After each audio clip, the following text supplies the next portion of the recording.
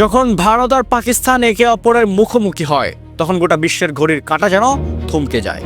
Cricket বিশ্ব আজ দুই ভাগে বিভক্ত। এটা শুধু একটা ম্যাচ নয়, এটা কোটি কোটি মানুষের হার্টবিট বাড়িয়ে দেওয়ার এক চরম উন্মাদনা। গ্যালারিতে যখন লাখো কণ্ঠের গর্জন আর নীল সবুজের লড়াই শুরু হয়, তখন হিমালয় থেকে করাচি প্রকম্পিত হয় গোটা উপমহাদেশে। 15 তারিখের সেই হাই ভোল্টেজ ড্রামা ঘিরে উত্তেজনার পারদ এখন আকাশচুম্বী। অনেক রাজনীতি, অনেক জলঘোলা আর বয়কটের গুঞ্জন বাতাসে ভাসছিল, কিন্তু সব অনিশ্চয়তার মেঘ কাটিয়ে পাকিস্তান এখন রণক্ষেত্রে। তবে এবারের লড়াইটা ভিন্ন। পাকিস্তানের ড্রেসিং রুমে এখন আর পুরনো ছক নেই সেই পরিচিত অধিনায়কদের মুখ। বাবর রিজওয়ানদের সরিয়ে পাকিস্তানের টি-20 সাম্রাজ্যের দায়িত্ব এখন এক নতুন সেনাপতির কাঁধে, সালমান আগা আলী আগা। সালমান আগা, যিনি ধূর্ত মস্তিষ্ক আর শান্ত স্বভাবের জন্য পরিচিত, কিন্তু ভারতের বিপক্ষে তার পরিকল্পনা একেবারেই রণংদেহী। তার মাস্টার প্ল্যানের নাম অপারেশন থান্ডারবোল্ট।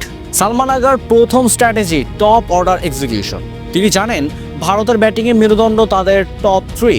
সালমান আগার নির্দেশে শাহিন আফ্রিদি এবার শুধু ইনসুইং নয়, ব্যবহার করবেন অ্যাঙ্গেল ডেলিভারি, যা রোহিত বিরাটদের অফ স্টাম্পের বাইরে দ্বিধায় ফেলে দেবে। আগার লক্ষ্য পরিষ্কার, প্রথম 3 ওভারের মধ্যে ভারতের 2 জন প্রধান স্তম্ভকে প্যাভিলিয়নে ফেরত পাঠিয়ে ড্রেসিং রুমে আতঙ্ক ছড়িয়ে দেওয়া।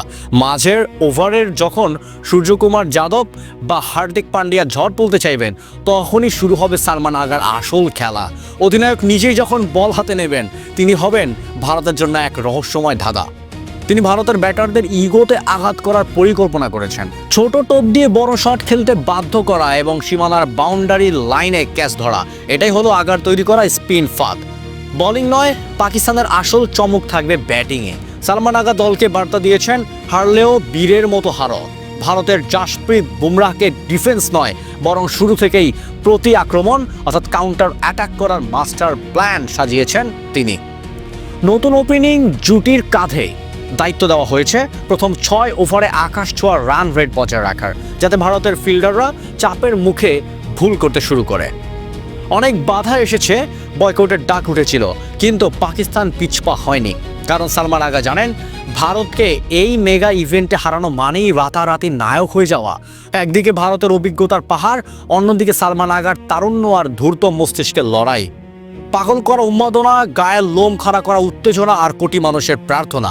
15 তারিখ যখন টস করতে নামবেন সালমান আগা, তখন তার কাছে থাকবে 16 কোটি মানুষের দোয়া আর ভারতের 120 কোটির প্রত্যাশার চাপ।